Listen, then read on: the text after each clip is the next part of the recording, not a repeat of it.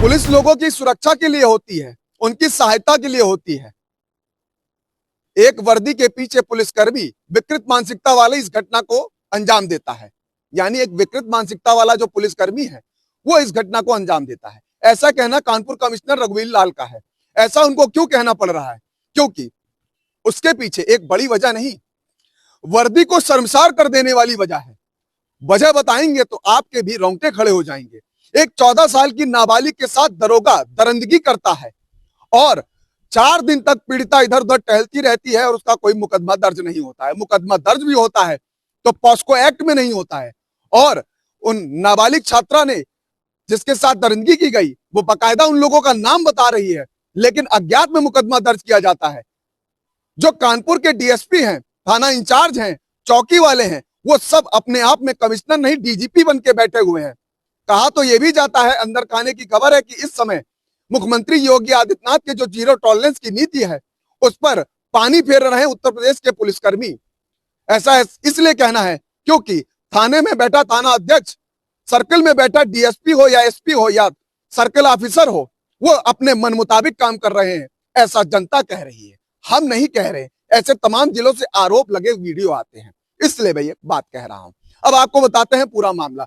पूरा मामला कानपुर के सचेडी थाना क्षेत्र का है, जहां पर एक नाबालिग छात्रा शौच के लिए निकलती है।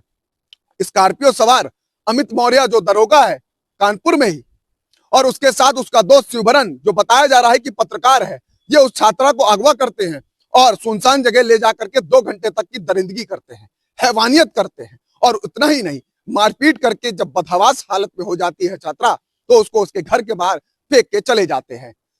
उसका भाई जब देखता है कि बदहवास हालत में घर के बाहर बहन पड़ी है तो उठाता है, होश में लाता है। जब वो इस पूरी घटना की जानकारी देती है तो पुलिस को फोन किया जाता है, यानी 112 को पहुंचती है, भीमसेन चौकी ले जाया जाता है। वो पूरी बात बताती है। जैसे ही पुलिस कर्मी का नाम लेती है तो चौकी से भगा दिया जाता है पीड़िता और पीड़िता के परिजनों को। उसके बाद थाने जाती है, थाने से भी भगा दिया जाता है। बताया जा रहा है कि डीएसपी के हस्तक्षेप के बाद एक मुकदमा दर्ज हुआ, अज्ञात में हुआ, लेकिन पॉस्को एक्ट के अंतर्गत नहीं हुआ। फिर आला अधिकारियों से फिर कमिश्नर के पास पहुंचा परिवार। जब उनके संज्ञान में आया तब पुलिस कमिश्नर रघुवीर लाल ने एक्शन लेते हुए सबसे पहले थाना अध्यक्ष, जिसने सही जानकारी नहीं दी, जिसने तथ्यों को छुपाया। अब इन थाना अध्यक्ष की अगर तस्वीर देखेंगे आप तो मूछें तो इतनी बड़ी हैं कि बताए इनके, लेकिन बता नहीं सकते। लेकिन मूछों के पीछे के जो कारनामे हैं, इनको ये मूछें हटा देनी चाहिए, मूछें नीची कर लेनी चाहिए। एक नाबालिग छात्रा के साथ हैवानियत होती है और उसको वो छुपा रहे हैं अपने आला अधिकारियों से। खैर अभी सस्पेंड कर दिए गए हैं। दरोगा जिसने इस हैवानियत को अंजाम दिया उसका नाम अमित मौर्य है। बताया जा रहा है कि पहले वो सचेनी थाना क्षेत्र में तैनात था और अब उसकी वर्तमान तैनाती बिटूर थाना में बताई जा रही है। लेकिन वो यहां किस लेके घूम रहा था, ये जांच का विषय है, रघुवीर लाल का कहना है। अमित मौर्य जो दरोगा है जिसने अपने दोस्त शिवभरन के साथ मिलकर के इस घटना को अंजाम दिया, अमित मौर्य को पकड़ने के लिए 4 टीमें भी गठित कर दी गई हैं और उसके लिए दबिश भी दी जा रही है। उसको भी सस्पेंड कर दिया गया है। बताया यह भी जा रहा है कि एक डीएसपी पे ही गाजगिरी है, उनको पद से हटा दिया गया है और मुख्यालय अटैच कर दिया गया है। तो आप सोचिए कि उत्तर प्रदेश में पुलिसिंग का क्या हाल है। एक पीड़िता जिसके साथ हैवानियत हुई, न चौकी में सुनी गई, न थाने में सुनी गई, न डीएसपी कार्यालय में सुनी गई, कमिश्नर रघुवीर लाल के पास पहुंची, तब कमिश्नर ने एक्शन लेते हुए यह बात कही। और कमिश्नर अपने मुंह से यह बात कह रहे हैं कि सही जानकारी नहीं दी गई। तो सही जानकारी कैसे दें कमिश्नर महोदय? ये बात तो आप अपने पुलिसिंग सिस्टम से पूछिए। लेकिन एक बात जो सवाल खड़े कर रही है वो ये कि रात में जो पेट्रोलिंग के दावे किए जाते हैं उत्तर प्रदेश पुलिस की तरफ से, मुख्यमंत्री योगी आदित्यनाथ के साफ निर्देश हैं कि जीरो टॉलरेंस की नीति के तहत एक भी अपराध कारित करने वाले को बख्शा नहीं जाएगा। तो इस दरोगा के साथ क्या होगा? क्या खाली सस्पेंड करके जांच के नाम पे हीला हवाली करके इसको छोड़ दिया जाएगा, या इसके खिलाफ भी जो कभी पुलिस मुंह से ठाए ठाए करके एनकाउंटर कर देती है तो क्या इसके साथ भी वही कुछ होगा?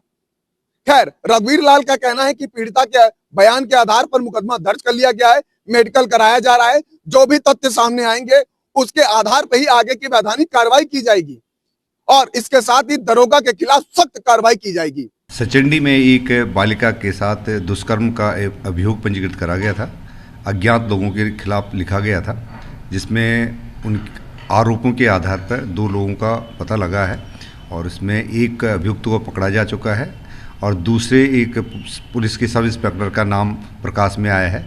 उनके लिए दबिशें दी जा रही हैं, वो फरार चल रहे हैं। 4 टीमें लगाई गई हैं, जल्द से जल्द उनकी गिरफ्तारी सुनिश्चित कराई जाएगी। जो थानाध्यक्ष के द्वारा जो हीला हवाली के लिए लापरवाही बरती गई है, उस लापरवाही के लिए थानाध्यक्ष को भी निलंबित कर दिया गया है और जो सब इंस्पेक्टर जो फरार चल रहे हैं, तो साक्ष्यों के आधार पर इनको गिरफ्तारी तो की जाएगी, इनकी बर्खास्तगी भी कार्रवाई कराई जाएगी। कैमरा पर्सन मिंटू सिंह के साथ मनोज पांडे, लखनऊ न्यूज़ 24।